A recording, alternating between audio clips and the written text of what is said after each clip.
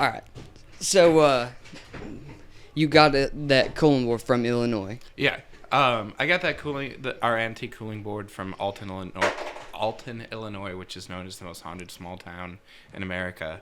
Every year they have the Haunted America Conference, which is put on by this guy Troy Taylor. He owns the Haunted America umbrella and a good chunk of all the Haunted West Virginia and Haunted Kentucky. All those books you'll see are under this Haunted America umbrella. Okay. So it's a huge collection of writers that talk about, specifically write about ghosts more than any of the other weird stuff. And this conference is one of the oldest ones. I forget the number. I don't want to say a wrong number, but it's been going on for over 20 years. And most of these conferences and conventions and festivals started at most 15 years ago, Yeah. Mothman started, I think this will be the 20th anniversary of the Mothman Festival too, but. So that Mothman Festival, do they have that at Point Pleasant over there? Yeah, the Mothman Festival is in Point Pleasant, West Virginia, all their downtown.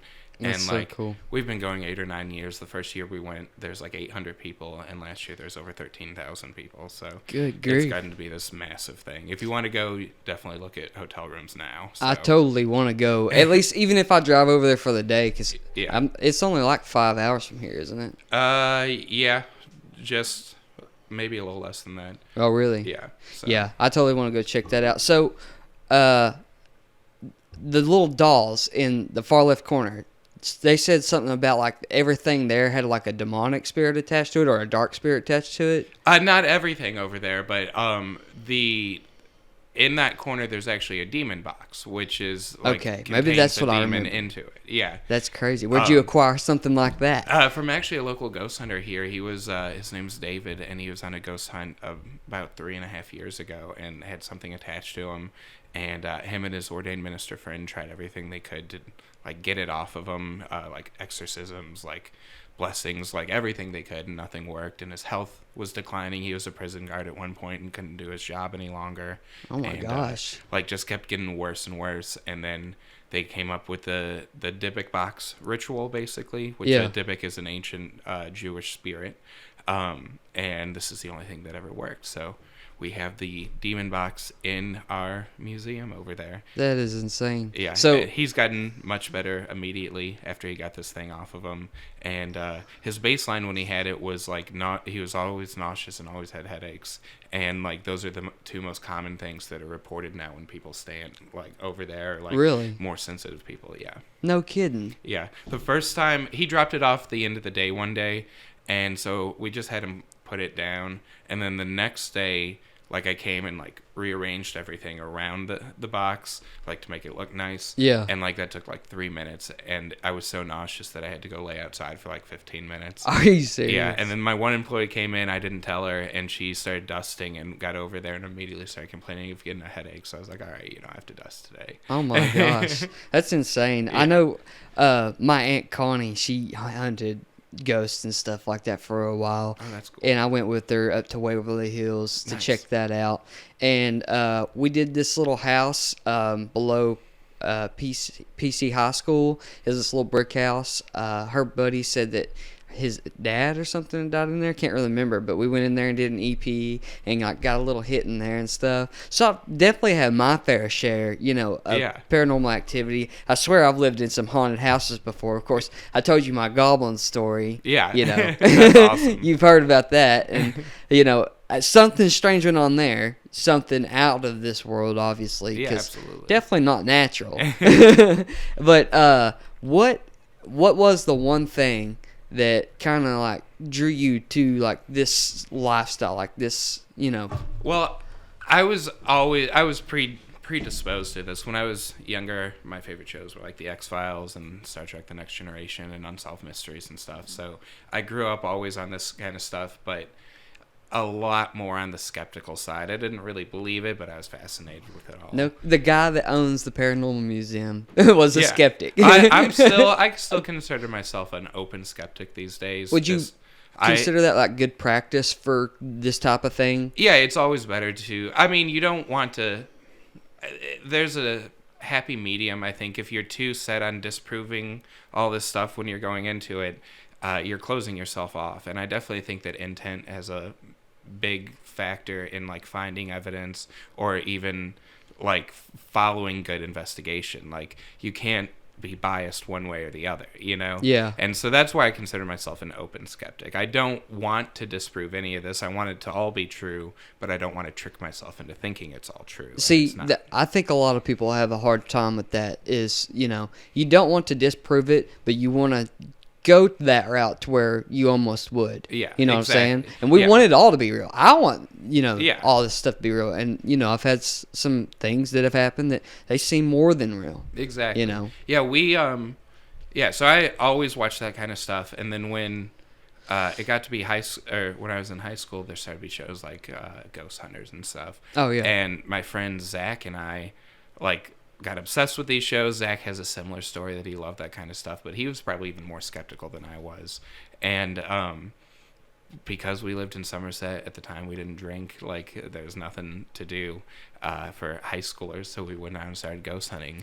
And it took about 3 months before we had one specific encounter. Like, enough weird stuff happened that we were starting to question, but one specific encounter made us, like, completely believe like stuff. We recorded an EVP at our downtown Somerset cemetery. Basically, we were out there to scare one of our other friends. This is a couple months into ghost hunting. This was the big cemetery right downtown there? Yeah, our huge one there. Mind me, I'm going to bitch to the cold. And we were out there one night basically just scaring one of our friends, showing him what we've been ghost hunting and stuff.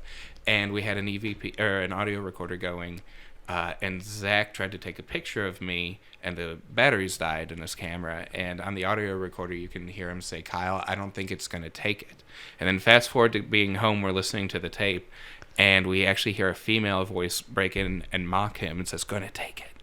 Oh, wow. So we're like, all right, that's weird. And that was is definitely the best evidence we had so far. But then within the next week, both Zach and I at our houses independently heard that exact same voice say our names. Like, my story is it was old enough, or long ago enough that there was a computer room, like a family computer, you know? Yeah. And I was on it at like 3 o'clock in the morning, and I was like turning off iTunes. I was just getting ready to go to sleep. And from the doorway, I heard that voice go, "Hey, Kyle." And so, like, I immediately turned iTunes back on and, like, was up for another couple hours or whatever. Oh, my gosh. And the next day told Zach about it, and, like, he immediately told me that something similar happened in his bedroom a few nights before, you know? That's so crazy. And so that really was the turning point. Like, we definitely believe it's all possible. Oh, I know it's all possible now. But we still, like I said, open skeptic. We don't want to be gullible, you know? But you, like, after that experience, you kind of went more actively hunting things of paranormal nature? Yeah, that was really the kickstart of it, like, just changing from, like, a fun thing to do on Friday night because there's nothing else to do. Yeah. To, like, our activity, our hobby, you know? Yeah. Yeah, that's cool. So what, besides, like, you know, what got you started into it since then? Like, what's been kind of the craziest thing you've ever came across? Well, it depends. A couple years in on a ghost hunt, actually, we saw a UFO, like, in the middle of a ghost hunt. It was a green light that was flying over Highway 27. It was definitely, like, higher than a helicopter, but, like, not as high as an airplane would be. Yeah. And it was, like, slowly hovering, going north over 27, and kind of stopped at the end of the town, and then immediately started going south. And, like, it did this back and forth over the town for about 15 minutes, and we watched it, and then it just stopped, and, like, half a second later just shot off west, and we couldn't see it anymore. I totally believe that. Yeah. I mean, you see the Bob Lazar photo. Yeah. I totally believe in the UFOs. Yeah, that's definitely, like, that's the first thing that, like, we saw, like, that was not, like, we were super focused on ghosts and, like, didn't even think about other paranormal stuff, or really at this point I think it's all related, but we weren't anywhere close to that at that point. I kind of agree too with, like, the connectivity of everything. Yeah. Like, you know, sometimes you might have somebody to report a haunting, but it could have been something from, you know, extraterrestrial activity or anything like that. Exactly. Yeah, there's a lot of cases where a UFO's been seen in an area, and a few days before that and after that, poltergeist activity has been occurring. So like there's a lot of, I don't know, there's a lot of cross UFO Bigfoot sightings and different things like that. So. Have you been on any Bigfoot hunts? Yeah, I've been on a few. We have an area on Green River, actually, that we believe that there's a Bigfoot population. And then actually here in the county, we've found a huge collection of Bigfoot stick structures somewhere. Oh, no kidding. Yeah. In like about an acre, there was every example of like a Bigfoot stick structure, from arches to the asterisks to the X's, and like there's like 9 different like types that are usually like attributed to Bigfoot, and they were all there. Now, what are these things exactly you're they're Bigfoot stick structures. They're they use sticks and like actually make things? Yeah, and in some of them, like, I don't know, people argue that it is like storm damage or natural tree falling, but you can usually tell the difference. Like, a lot of times there'll be a huge tree that has fallen, and it's like almost weaved through several different trees on the path, to where if it had fallen in nature, like it absolutely would have just hit one of those and bounced off and not have been like anyway, you know. That's crazy. And then there's asterisks, where it basically just looks like, and it's called an asterisk because it looks like one. There's just a whole bunch of sticks put together, like in a form that's either hanging in a tree or on the ground. There's a similar one called TPing, where it literally is just a bunch of sticks leaning towards each other. An X is usually a huge X that's sometimes uses a tree that's already fallen, and then will prop another tree up against it, like to make a giant X. And that's like one of the more common ones. They think it's a way to either mark the territory, or I don't know. I think the craziest idea I've ever heard about that I kind of like is that these are somehow, well, I believe Bigfoot are from another dimension. Yeah. And so that these Bigfoot stick structures are somehow a way to either summon them or to open their portals to get back to their own dimension. Oh, that's cool. Yeah, I like that thought. Yeah, see, I was going to ask you, actually, if you thought they were like something that was, you know, been around for millennia or was from a different dimension, because I don't really know. Like, I've seen some weird stuff out in the woods, and I've definitely seen trees like like huge pine trees knocked over in formations that don't make any sense. And like you said, you can tell when something like happens in nature, you know, a natural cause, it doesn't have any linear structures to it at all. Exactly. And then sometimes you see like sticks out in the woods and stuff, like these big logs, and they're like perfectly linear. It's weird. And you're like, how did that happen? You know? Yeah. And things that are so big that a human couldn't have easily done it, you know? Yeah. Or like huge breaks up in the trees, like breaks 15 feet up. There's no other way for that to happen. And you can specifically tell if it's been broken and twisted, or if a storm has knocked it off, you know? It's a clear difference, you know? Yeah, I've definitely seen a ton of that too. And what's crazy is that we was down camping last year in Stearns area, down towards the Tennessee line, and there was this Bigfoot paranormal like gathering of people there. Oh, really? These Bigfoot hunters, yeah. And actually, I was hunting with Ryan and Beatty from the Lord 20 podcast, and they went over and did some talking to them and stuff, and they said that like that area there and like up through here is like a real hot spot for like Bigfoot activity and Sasquatch and stuff. Oh, that's awesome. And that's another thing, is like Bigfoot and Sasquatch, is that the same thing? Like, or yeah. is that Bigfoot and Sasquatch are both made-up terms. A lot of people think Sasquatch is a Native American term, but it's actually based on several different Native American terms, the closest of which was Sasquattle. Sasquattle. And, like,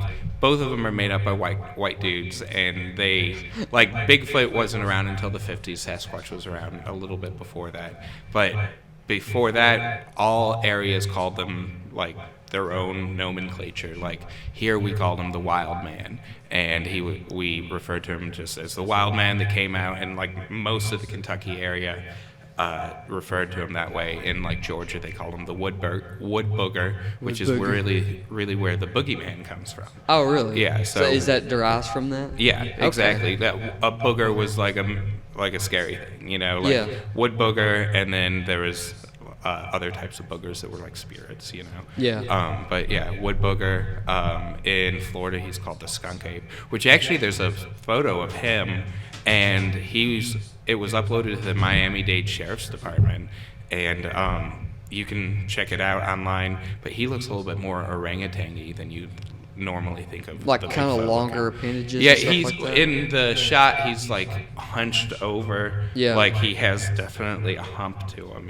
Yeah. What do you make of like most of the footage and stuff you see out there of like Bigfoot? Like obviously the one from the 60s or what was that? Like 70s? October 67, the Patterson-Gimlin footage. Yes, that's it. Yeah, that's still the best footage that we have. We can digitally clarify it better than they thought we'd ever be able to in the 60s, and we can actually see, like, while she's moving, because it is a female, but she has a hernia in her right leg that her muscles are moving around.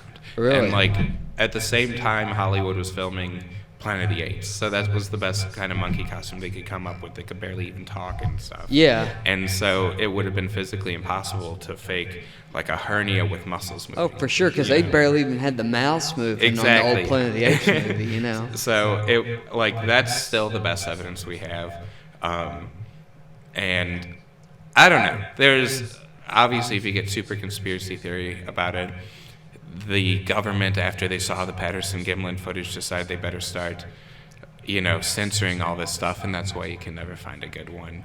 Makes sense to me. Yeah, but there's also, like I said, I think they're interdimensional, so I think that by their very nature, like a lot of cryptid sightings and alien sightings and all this kind of stuff, the details are fuzzy, like literally. Like, you can usually focus on the eyes. Even with the Mothman, the eyes were the most direct thing that people focused on. And then once you get further away from the eyes, it almost seems like the body's details change, like with the goblins or anything like that. Yeah. And like Brad Steiger wrote in one of his books with his wife that like the idea, or maybe it was from one of the stories collected in one of his books. I don't. It was definitely in a Brad and Sherry Steiger book. That maybe the eyes are really the only physical manifestation, and the rest is like a psychic imprint from these creatures. Oh yeah. And like, I never even thought of something like that. So really, like that's why. I mean, there's multiple reports of people, like a group of people, and some of them see a UFO and some of them don't, like in an area, and it's because it's like part of it is just a psychic imprint from this other stuff, Yeah. that like you can't necessarily, like not everyone can see the same dimensionality, Yeah, I have this crazy theory that like, everything exists on their own planes, but at times they all intersect, and that's when you have like strange things that happen and paranormal, visits and stuff like that. It's kind of out there, but John Keel talks a lot, which I'm a big follower of John Keel.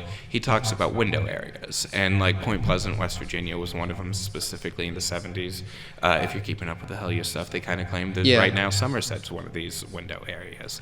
But basically it's just a thin spot between two dimensions where things can come or like enter and exit easier. So it makes so much sense though. I mean, if you believe that there's other dimensions and stuff. Exactly. I know a lot of people are like, oh, they don't believe in anything. Right. Most of the time. Yeah, but, only what they can see. But yeah, exactly. But if I want to believe, then I want to believe that there are like a billion other dimensions. Exactly. There's a multi-universe and all these things, considering we really don't know the concept of time or space to an extent. Why can't they cross, Exactly. And really some of the best working like scientific unifying theories right now are like superstring theory, where there have to be multiple like dimensions where our matter is interacting in almost in the exact same way it's interacting here. Meaning it would be not necessarily copies of you and me, but copies of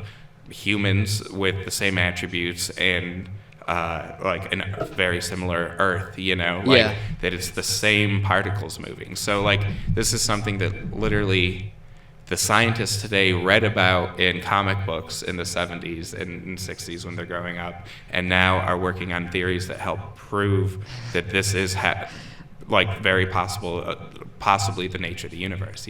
My definition of science fiction is just things that came true yet. Yeah. Because I believe science fiction comes from our minds, right? Yeah. You create it, okay? Well, you could take a whole list of things that have been in sci-fi movies and TV shows from decades ago that are real as shit now. Yeah. I mean, and it's what's weird is it gets to be this weird, like, incestuous circle where, like, writers that are nerdy, I mean, no offense, but, like, writers that are into science fiction will come up with these crazy things, like Star Trek even. I love Star then Trek. people will grow up watching it that grow up to be scientists and make things based on that, Yeah. Like, so it's like almost a self-fulfilling prophecy, like even all the ideas of iPods and stuff were based completely on the pads in Star Trek and the computer there with all the information, Yeah. like it's a weird circle now. Well, like the food synthesizer is basically, the roughest model we have actually made is the 3D printer. Exactly. Because now we can use actual organic substances to print things with. Exactly. It's like hearts. So they've made a heart somewhere in some lab, Yeah, out of it's tissue. so crazy, And like the most far-fetched thing that they always said in Star Trek was the transporter.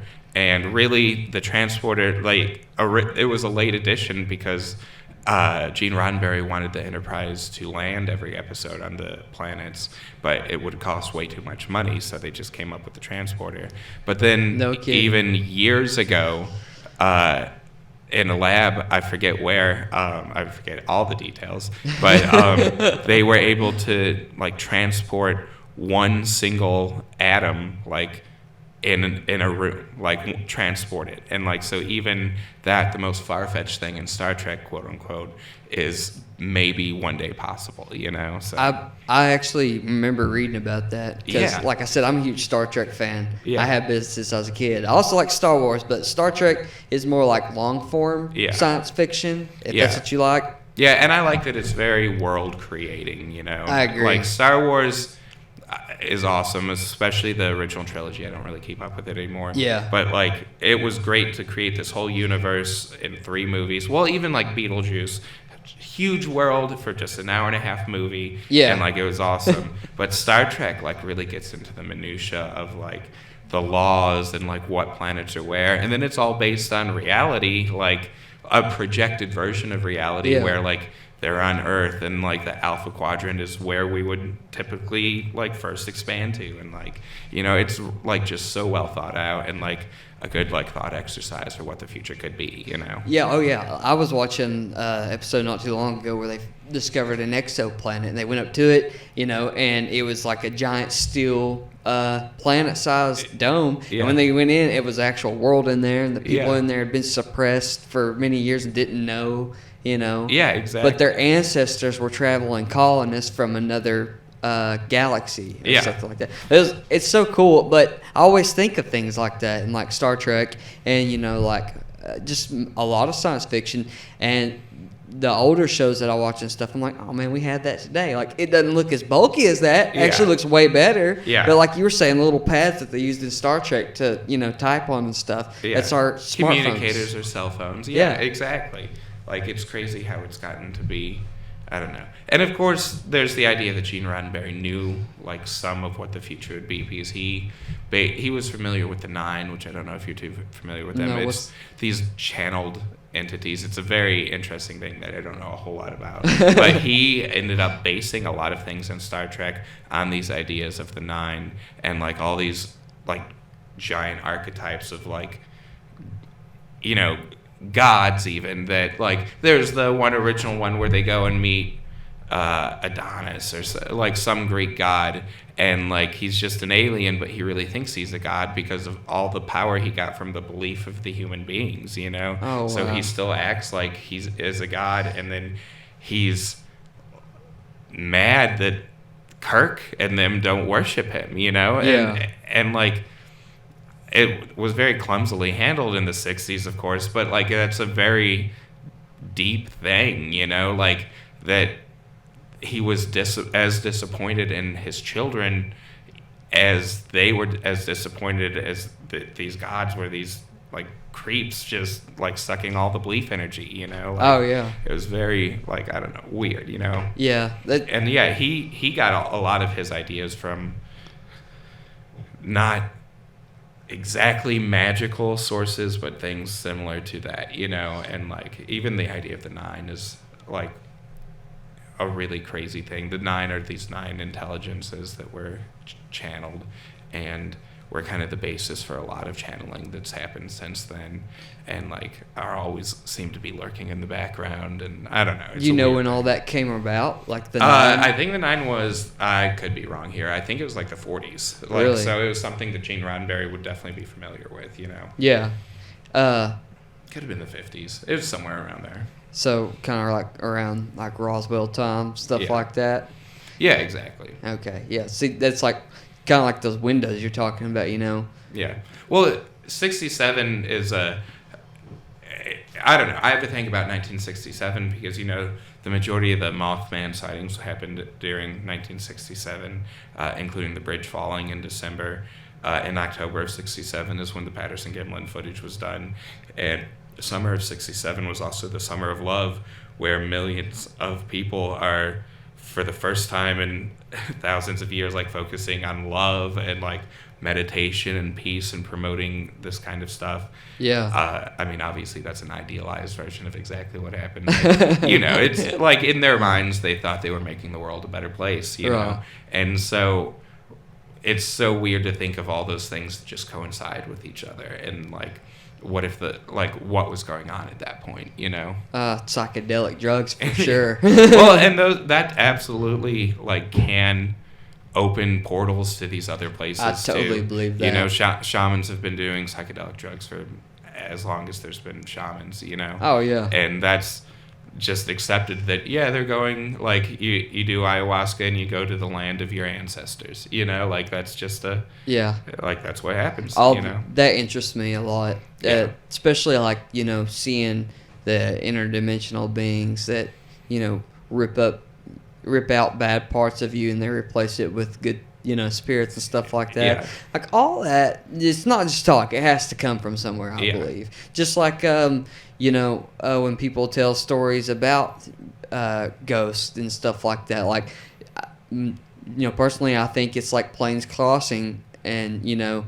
either somebody's connecting out to you or, you know, you're reaching out for them, which I've always heard if you're reaching out for things, it's never a good thing unless you're with a shaman or something like that. Yeah. Because that's when, like, bad things like to attach themselves to you.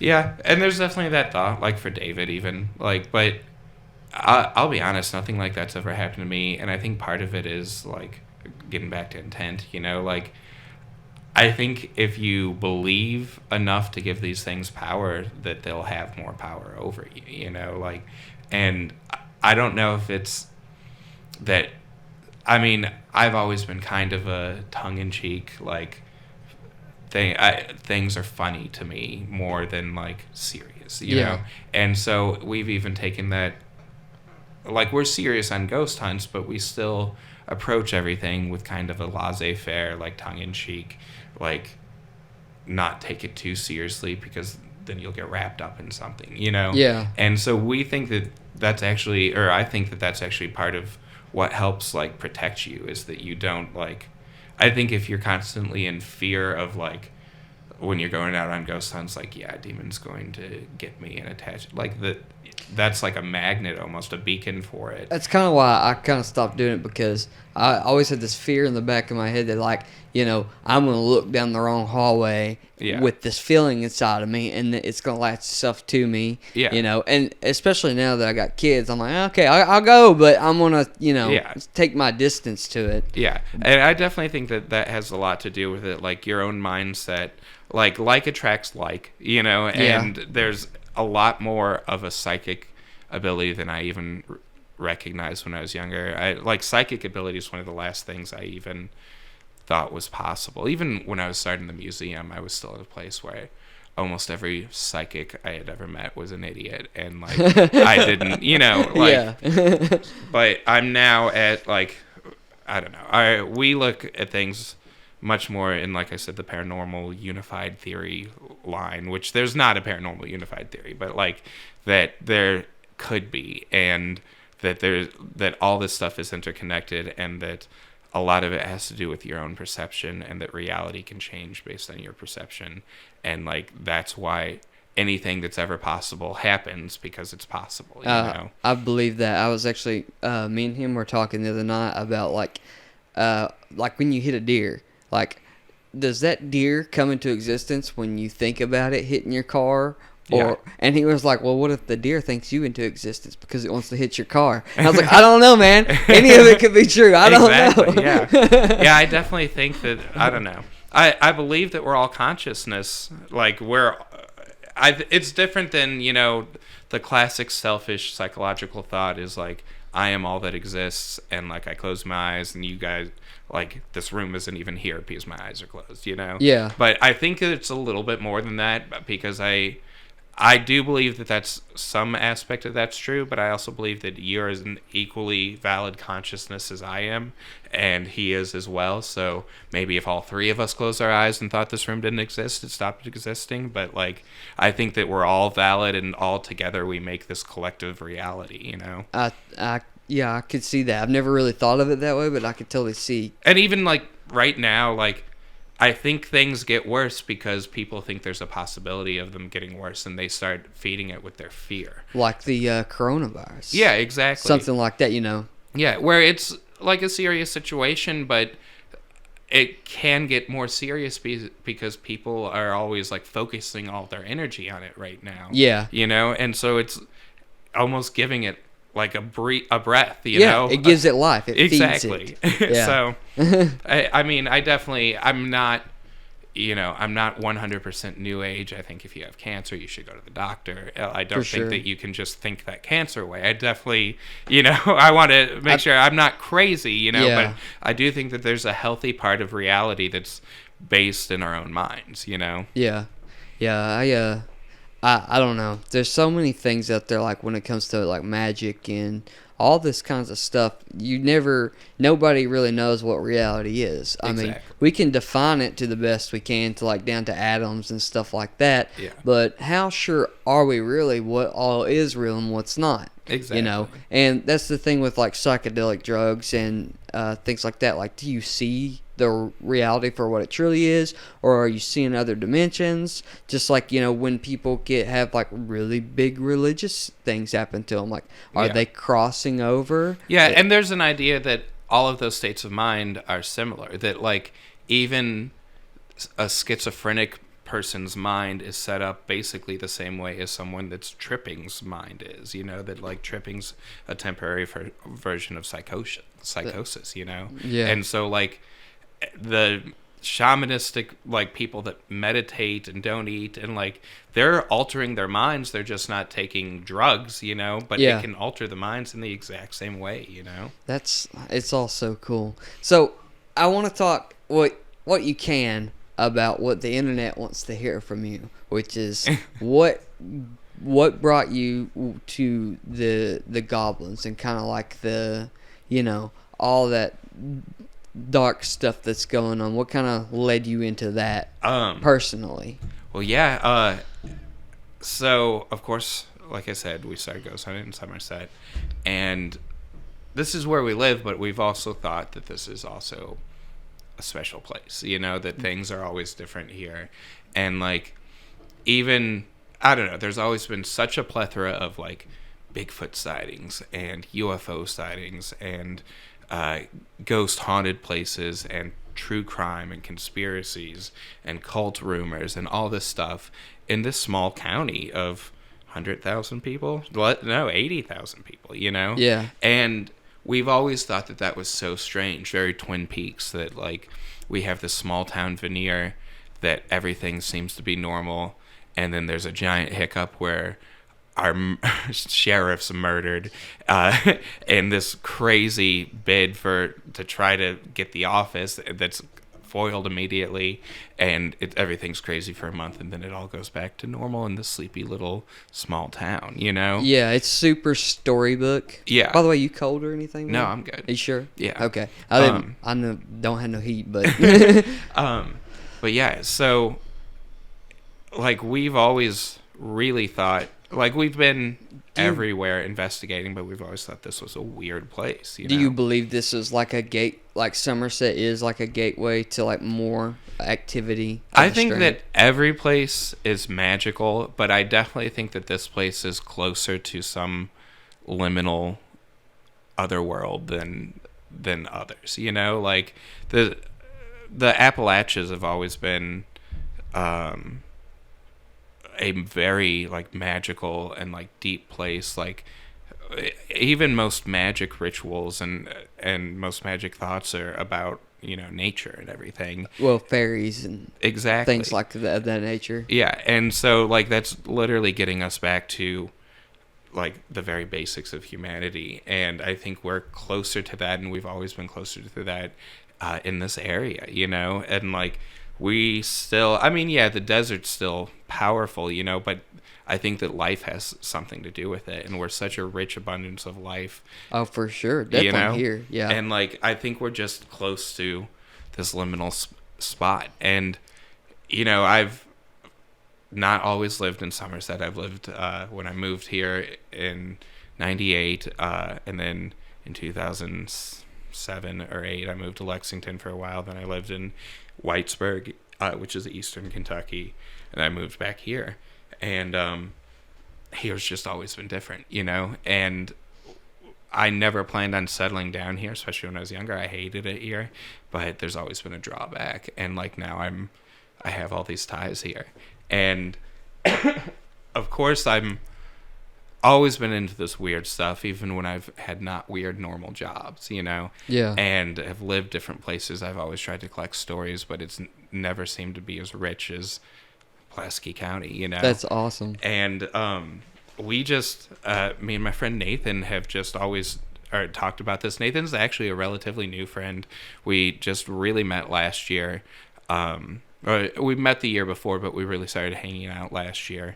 And he is a very interesting character. He's also not from the area, but he's super into all the high strangeness. Yeah, and like true crime and like a lot more the tangible weirdness than, you know, I've gotten into where I just like there's certain parameters of weirdness that I look for that are pretty wide, you know, but like it's monsters and miracles and like ghosts and this stuff. And like Nathan focuses on individuality and like the strangeness of a personal belief. And his big thesis about the area, because he's came to the same conclusions we have, is that it's a very strange place. But his thesis is like, is it the people here making the place strange?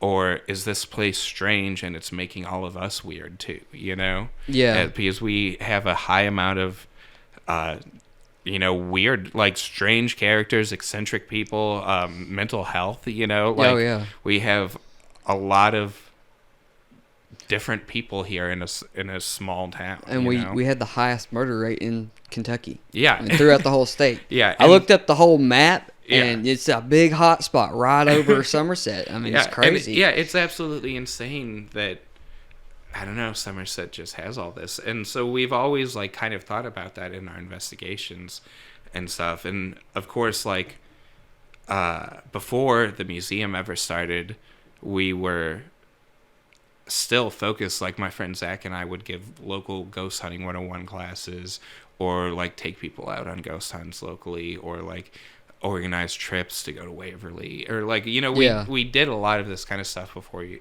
ever had the museum. We had our own podcast for a long time. We started working on a TV show that we're going to put on YouTube of us just investigating. Oh, really? Like, we've always been into this kind of stuff. That's cool. And then the museum was just the perfect opportunity for us. And so, how'd you even come across being able to do something like that? I mean, really, in the very beginning, we were just looking for a display case, some building we could put a display case in for October of some of our spooky stuff. Yeah. And then that like completely evolved into the idea we have now. We're in the Carnegie building, which when it was the library, it was the first like open business that ever let us come in and do a ghost hunt, like a full ghost hunt in. Oh, for real? Where we looked for little Back Mark when Thatcher. It was the library. Yeah. Okay. And so it's always been special to us. Like in addition to that, we grew up playing in the library. And And like, so that was always the number one place for us to be able to open. And the time was just right for us to be able to do it here, which I really don't think this town would even have put up with it like 6 years ago, like, I think you're right. yeah. Especially like when we were dry, I don't think there could have no. been a paranormal museum in Pulaski County. Well, I know a lot of people that have always been interested into like researching paranormal stuff like that, and now that the fact that we have the International Paranormal Museum right in our basement, exactly, I love it, man. Yeah, and so we've always been into this weird stuff, and I've always kind of had a pulse on the weird Kentucky stuff. And so even back in 2013 or whenever the first Planet Weird articles started coming out about the goblins, like the Kentucky goblins, I was hooked. The new ones, Of course, there's the Hopkinsville goblins from '55 is one of the most well documented cases in Kentucky history. The CIA doesn't investigate alien stories, UFO encounters, but they investigated one, and that's Hopkinsville goblins. They sent this guy down that's actually a stage magician. What? And had him investigate. So it's very strange. But yeah, so when we first heard that the goblins might be back, and that this guy in eastern Kentucky had these aliens coming out of his abandoned mine shaft on his property, we're like, oh, this is crazy.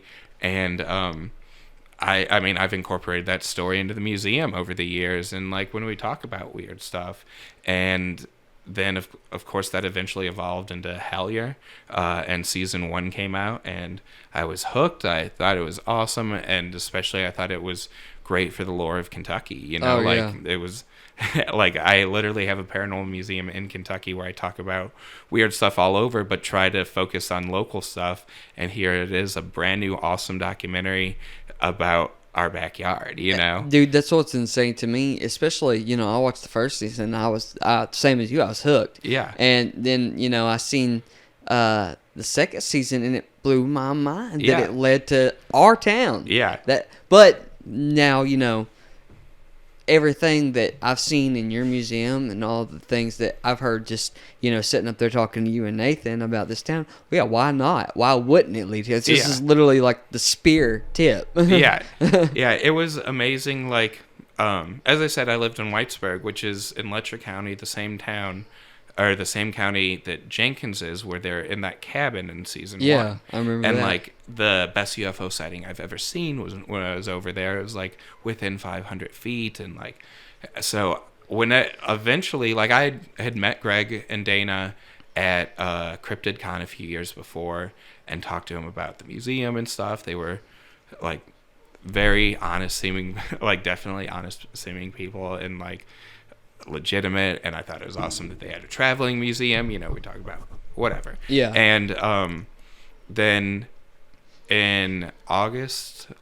or September, I can't remember, of last year, Greg messaged me on Facebook and was like, hey, we're going to be stopping through. Do you mind if we come by the museum? And it's like, no, of course not. Like, so you're the one that, like, when you started talking about the town, you kind of hooked them into kind of investigate Somerset more? No, well, here, let me tell you it this way, because we didn't know, like, so he messaged me and said we were going to come through and check out the museum, and I said, yeah, absolutely, and he comes through with all of who we know as the Hellier crew now, Greg, Dana, Tyler, Connor, and Carl. Yeah. And they check out the museum, we talk about weird stuff, and I was really excited. I was really excited to tell him about like living in eastern Kentucky and like my UFO sighting and like all this stuff that they were investigating in season 1. Yeah. And like, of course, like I thought that was awesome, and yeah, sure. So I told them about that, and they were interested, but then they really, like, they started asking me more questions about Somerset, and I'm like, oh, okay. And like, they asked me if there's cult rumors here, and I kind of laughed. I said, well, yeah, we have a bunch of cult rumors and these secret parties where people have sex with kids and all these rumors that we've heard literally our whole life growing up here, Yeah. And, I've heard them too. Yeah. And so, like, it's not like I was telling them secret rumors. Right. Like, it's the norm around here. Yeah. We had heard, like, there's this cult activity. And, at one point, our sheriff was murdered. And like, yeah, we have these unsolved murders from 25 years ago that have been really fishy. Yes. And yeah, this one rich guy died in a very suspicious circumstance and wanted to talk to the FBI before he died. Like, yeah. And I mean, they're just blown away. And he eventually said, well, we're going to be back this way in a few days. Would you mind talking about some of this stuff on camera? And like, that really I thought was weird. Like, that's awesome that I mean, in this mindset, I have no idea what's happening. I don't know that there's going to be a Hellier season 2. I was hoping, but like, so I'm thinking, oh, this is awesome. I asked them to do a bunch of stuff while they were here, like, hey, can you be on my friend's podcast, blah blah blah blah. Yeah, like, I was just so happy that they were in Somerset, Oh yeah, just coming and then through. Like, they eventually tell us that, I don't know, like, they just asked to be on camera, and then or if I can be on camera talking about some of this stuff, and if I know anyone else that can talk about it. And so I was like, yeah, my friend Nathan. And so they come back in a few days, and then they film what you see there. And it wasn't until we get done filming in the museum that they mention, like, the emails from Amy and the cult shit that they've gotten that ties into Hellier season 1 and all that. Like, I didn't know any of that while they're asking me questions. And then we go over to Nathan at the studio, and like, they say don't say anything to Nathan about any of that until the end. And like, so everything Nathan says there is just based on the questions that they're asking. And then at the end they tell him about Amy, and they even go further into it at that point with both of us, like the words that like stuck out to them, that she said slough, different things like that.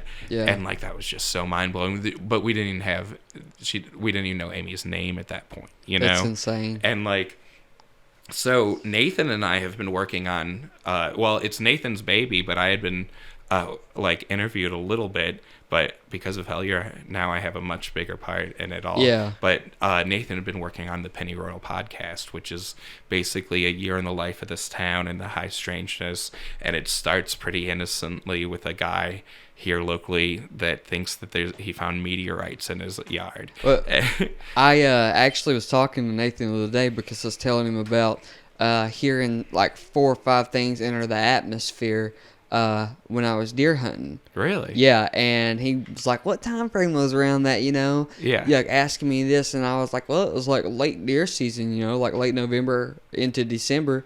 And he was like, that's crazy, man, because everything that got me turned on to this Pennyroyal podcast was some guy telling me about meteors coming in around that area out there where I deer hunt. Yeah, and I was like, crazy. That's insane. Yeah, and he's found them, and like, more than likely, it seems like they may not be meteorites, but he is absolutely set that they are, and like, is even gonna have the Smithsonian check them out. Like, oh, no shit. Yeah, That's like, cool. he is like, and so that was like the very basis of the Pennyroyal podcast.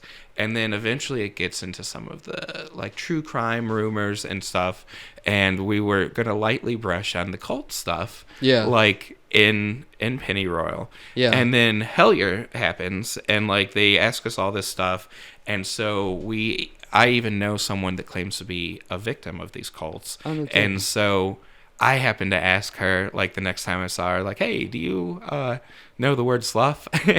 And she just, like, it took her a second, and then she almost, like, immediately starts crying. Like, and like, she's like, I haven't heard that word in a long time, blah, blah, blah. And then she tells me about the goblins and everything, and we're like, oh, crap, And so we interview her, and, like, she says a couple specific, like, names that...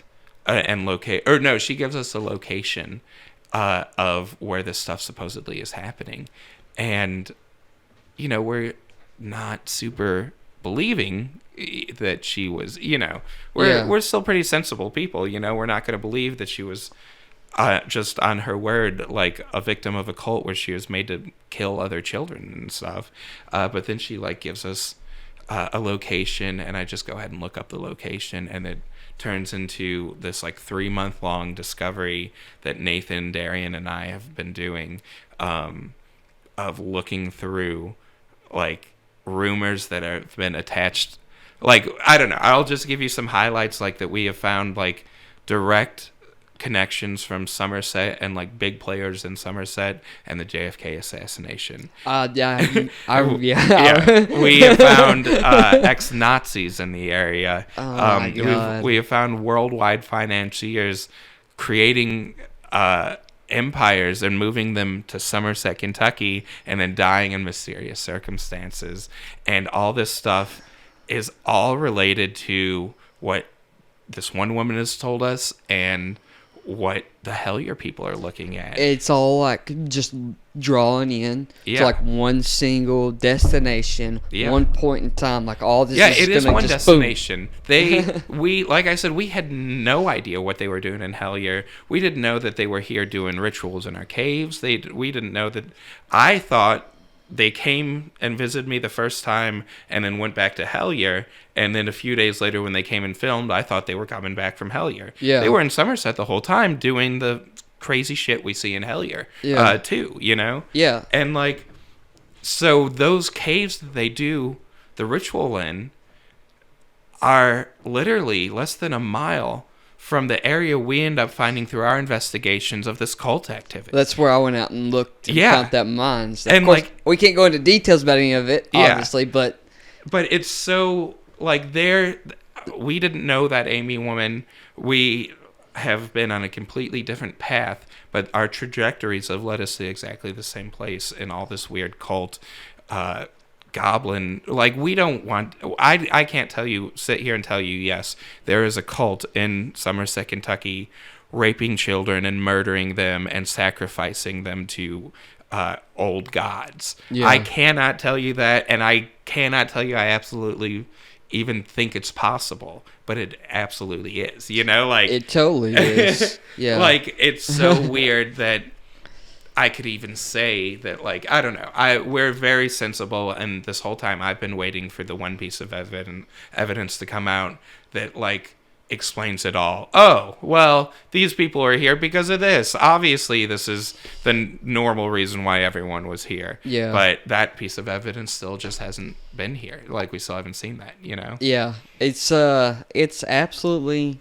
insane, the synchronicity of all of it. And, you know, 2 days before Hellier 2 came out, I messaged Greg on Facebook, and I told him about the goblin story I told you, which, you know, will come out in the Penny World podcast as well. Yeah. Hopefully, if Nathan decides I'm fortunate enough to be in that thing, because it's awesome, all in itself, everything. But, you know, I told him about that like 2 or 3 days prior to the release of Hellier 2, and I told him about this cave we went in that had like stairs carved into it and stuff. And the rumor we had heard forever, you know, living in the area, was that there was a cult down there back in the 40s and 50s, and they would slaughter like little kids and, you know, goats and stuff or whatever.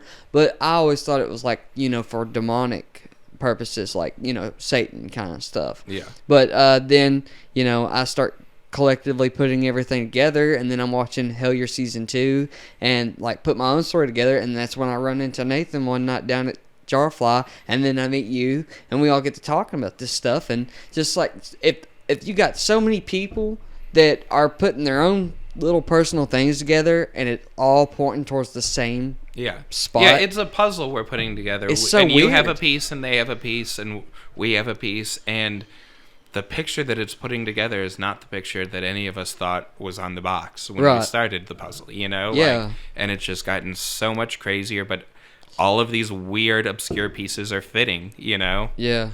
It blows my mind. But, dude, that's not even a good analogy. It's more like you have a puzzle, and I have a puzzle, and Hellier has a puzzle, and we're just taking pieces from our own puzzles and fitting them into this ultimate puzzle that's making it completely different. That's perfect.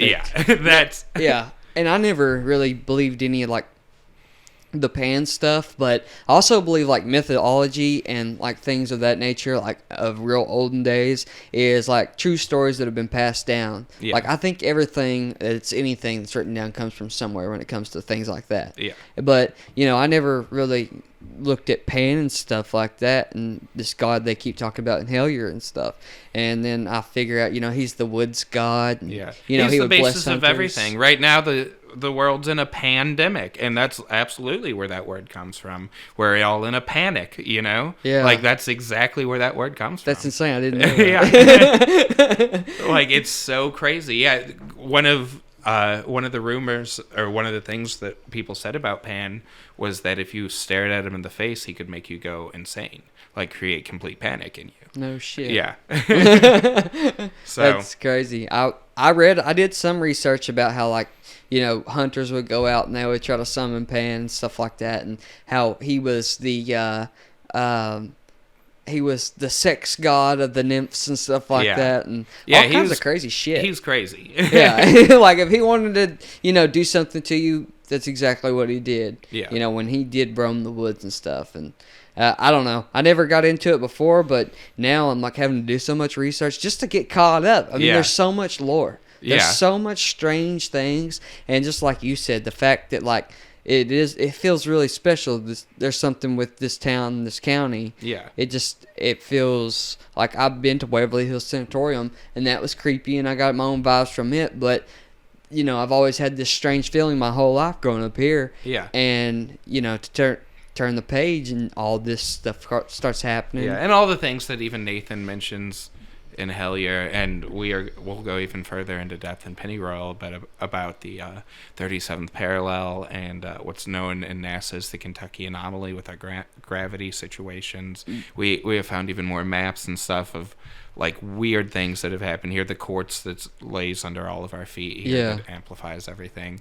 Like, all of it just adds up to this perfect, like, little situation where I think we're not even the first people to realize this. Like, I think that this is where all the rumors of the cult activity and all this comes from, is all this weird energy that have been affecting the people in this area forever. And I think it's just now coming to a head, you know? Do you think there's, like, been some kind of ritual here in this one spot, like, long ago that's I absolutely do. Even in this area, to one of the Native American tribes, Kentucky and West Virginia were basically where the abyss was the closest, and the abyss is what you have to cross to get to their version of enlightenment, or to the other world, you know? Yeah. And, like, the abyss is more prominent in their lore in Kentucky than anywhere else. Like, that we're closer to the abyss. And so, I mean, well, hell, the other day we started looking into, there are moonbow rituals from the Native Americans.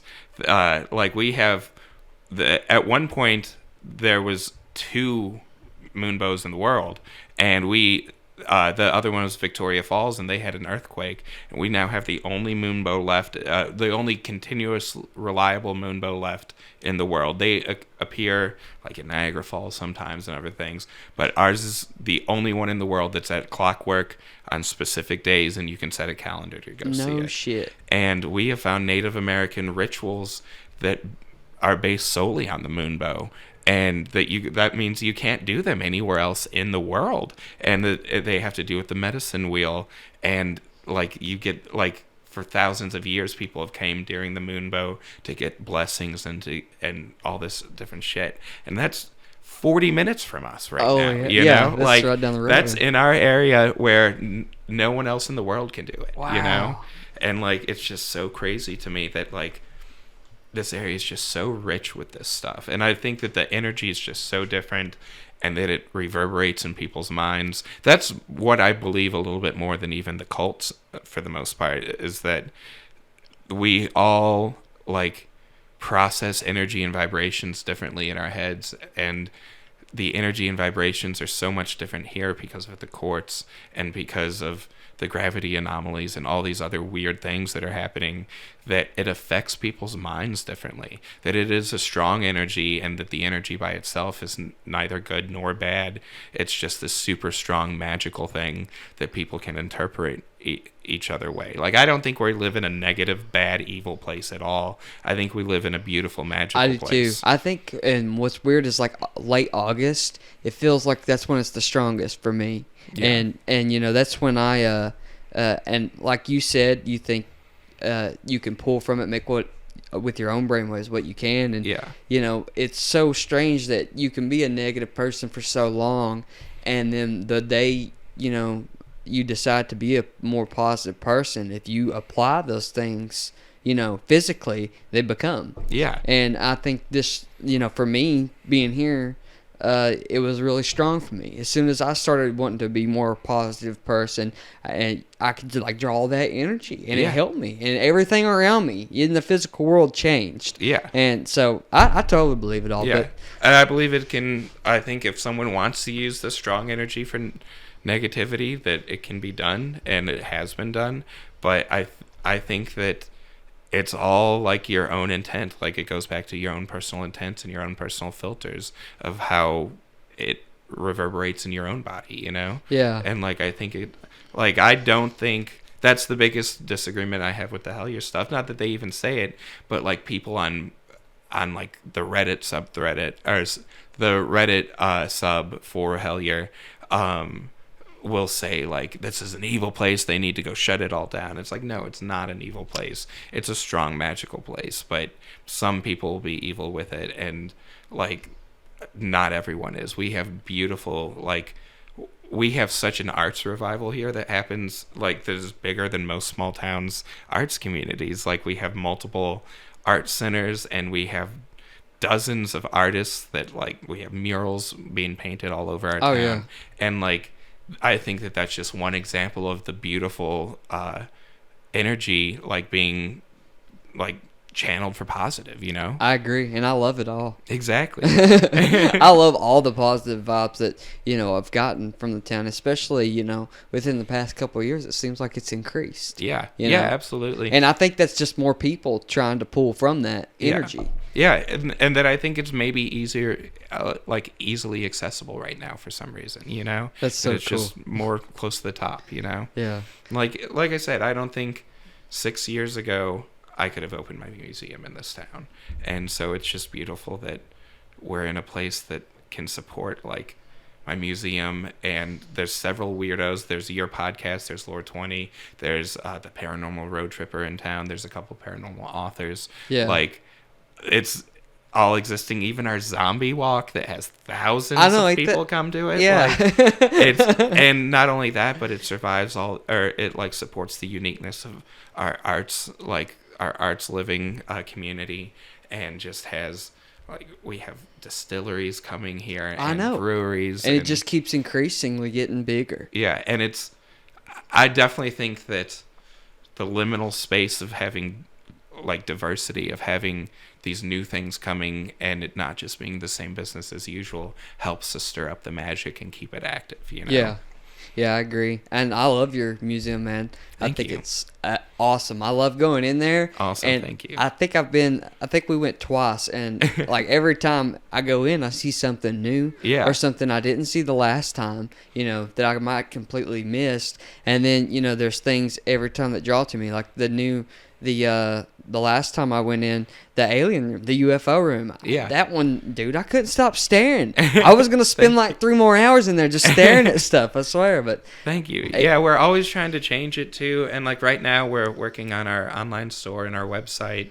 And then our next big project after that will be like making a self-guided experience. And part of that will be like a room that's our office and our gift shop now will be another display room, and like people will just be able to go through all 3 rooms. It'll still only cost $3. Like nothing. Look, I make donations just because I want to help. Thank you. Yeah. If I can buy you a new mop, I will. I appreciate that. But and I encourage everybody to go down there, dude. What you got going on is really cool. Awesome, everything in there is fucking fascinating. Thank you. For sure. It's taken. We've been collecting for over 15 years, and some of the stuff was not like when we first started getting it, we had no plans on doing anything. Like we'd go ghost hunt a house, and they're like, we don't want this doll anymore. Yeah. And we're like, okay, I guess we'll take this doll. And then we end up with mannequins and demon boxes and I've seen it all, but honest to God, I swear, like I said, every time I go in there, I see something I didn't see the last time. Yeah. And it just captivates me. But so you have a Facebook page for the museum and everything like that. Yeah, that people can follow and check out. Yeah, Facebook.com/International Paranormal Museum.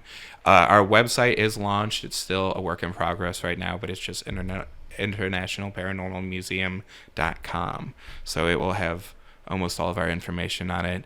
And unfortunately, I don't know when you're going to air this, but we're going to be closed the next couple weeks for the coronavirus. Yeah. And during that time, I'm going to try to get our online store up so we can let people support us, hopefully, while we're closed. You. I definitely will. Thank you.